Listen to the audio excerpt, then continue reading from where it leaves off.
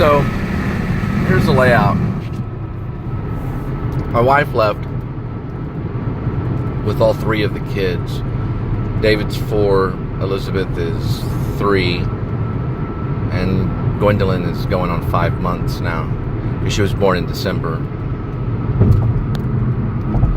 And I'm suffering from abandonment. So I've like trying not to eat kind of thing, and I'm doing a lot of writing.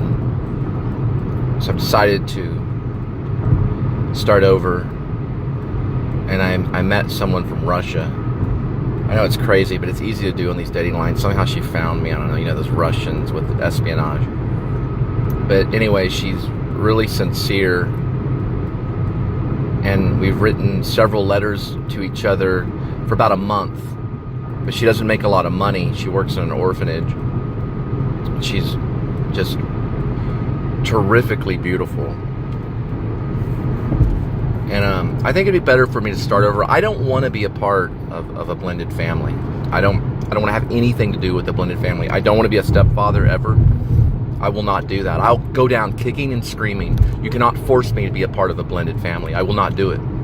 I will not go through the legal procedures of it. I will avoid everything I can. Hey, the process server can throw the papers at my office. He can throw the papers at my office. So I have privacy rights. And because I'm an American, it's going to be very difficult to legally get me. And I know I don't want to brag, but I've been trained at the Actor Studio, and we are probably the most useful actors out there. But another thing too, and I don't want to be biased, but we're deadly when it comes to the art. We are the most elite when it comes to acting. We delve the deepest into the psyche. Strasberg delved deeper into the psyche than Stanislavski. And we are we would be the masters of espionage.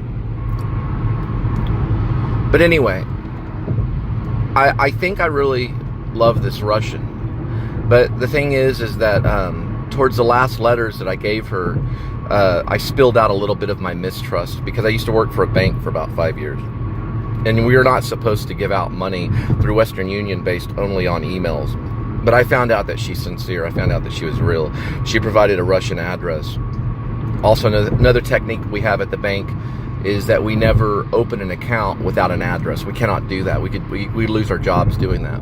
The reason why is because an address is very hard to fake. And an address gives a lot of information about a person. Even if they lie about the address, it gives a lot of information about the person. And the postal company, the United States postal mail, and even the Russian mail, and even international mail, can verify an address. An address says so much. So when I asked her about the address, she realized that I didn't completely trust her. I never met her, only through emails and photos. I did fall in love with her through her photos and her emails, which I didn't think was possible. This is the first time it's ever happened. I've never fallen in love with someone just through words, just through letters. And it was amazing, because I started falling for her. I could tell just by the way that she was forming the words that she possibly could be real. And now she's upset. Her grandmother recently died, and she had to prepare for the funeral. I won't give her location, but I am writing a play about it.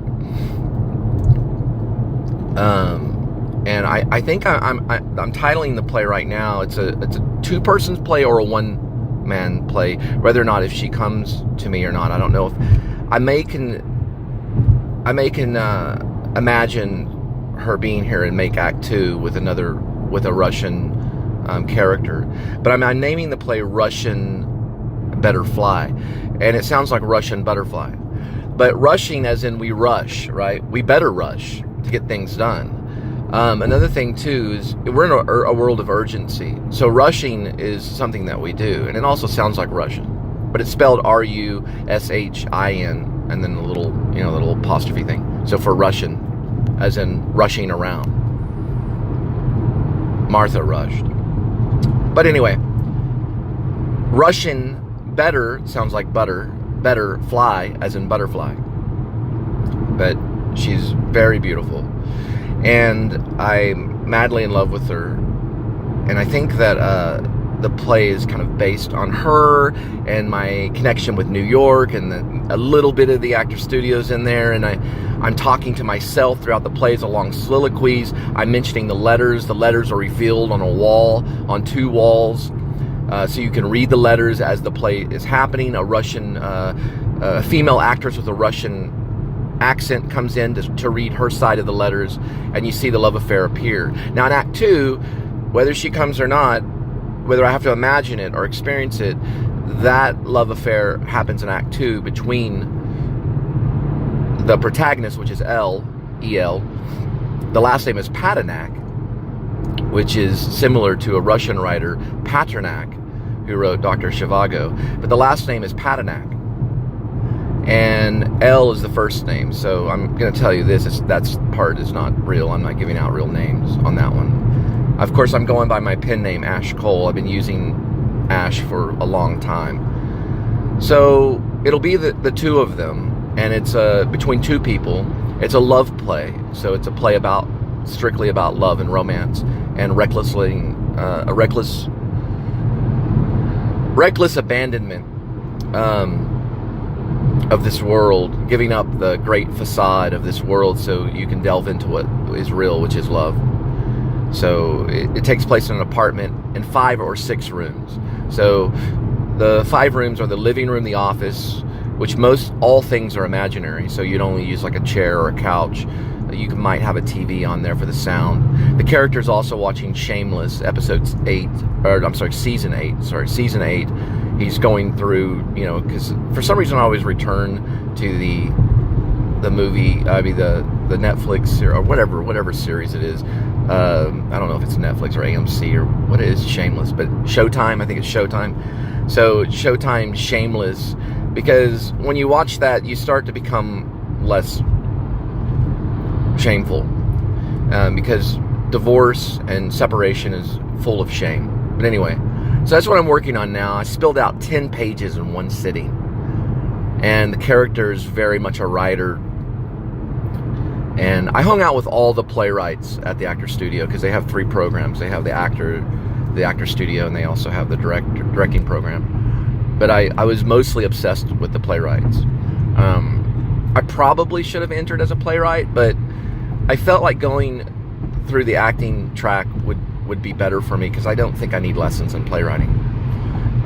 It just comes natural, and I think the lessons wouldn't help. But I do think that this one is going to be maybe my best, or at least my favorite. And I don't know, it's so exciting because separation and abandonment is horrible, it hurts, but there is a sense of excitement because you're hanging on a rope, you're hanging on a thin line, you're walking across a thin line, you're back to being single. I have nothing in my life, and I'm not going to legally fight for it. I don't want a blended family. I don't want that to turn into a legal mess. Now, Angelica, which is representation of my wife, if she were to come back, that would alter everything, especially Act 2. And I don't know, I think the play would switch from a love affair to a play about reconciliation with God and marriage. Can it go there? Well, that would be the Pure Flix ending. That would be a better ending. But I don't know if it'll go there. I don't know which direction it'll go. So Act 2, I just have a question mark. Whether L will come or not, where it will go, if I'll imagine it. Because you can tell when the writer's imagining something or when the writer's telling the truth. It's very simple to tell the truth between those 2 things. I'm headed towards Dallas right now. So anyway, you probably know what I do for a living, but I do mention that in the play. I'm very private about my how I get income, because that's kind of an important thing. But it starts with a U. But that's what how I mention it in the play too. So I was really excited, real pumped about Rushin Better starting off. And I'm going to document a little bit of it. I am going to try to launch it as a one-man show, and then possibly have a female too. So it'd be a two-person show, a male and a female.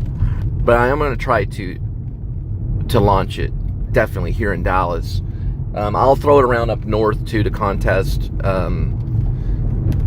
I don't know if I'll send it to the studios. I've kind of avoided the studios. I'm kind of a recluse to them a little bit, kind of how Brando was. But oh, we're going up on Dealey Plaza. I think one of the snipers was looking right through that bridge. Sorry about that. Almost killed myself.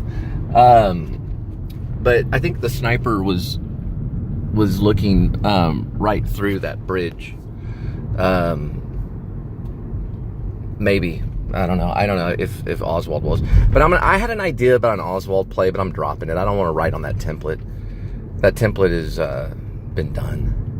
JFK and all of them did that. Oliver Stone did that with JFK. Right here in Dallas right now.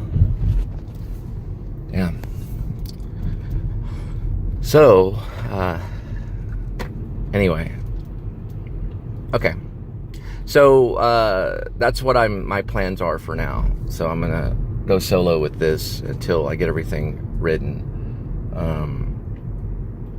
I clipped that curb there, but I think I'll be okay. I was trying to show Dealey Plaza, and I got lost in my little soliloquy here. But I'm headed over right now to Deep Ellum. So anyway, God bless.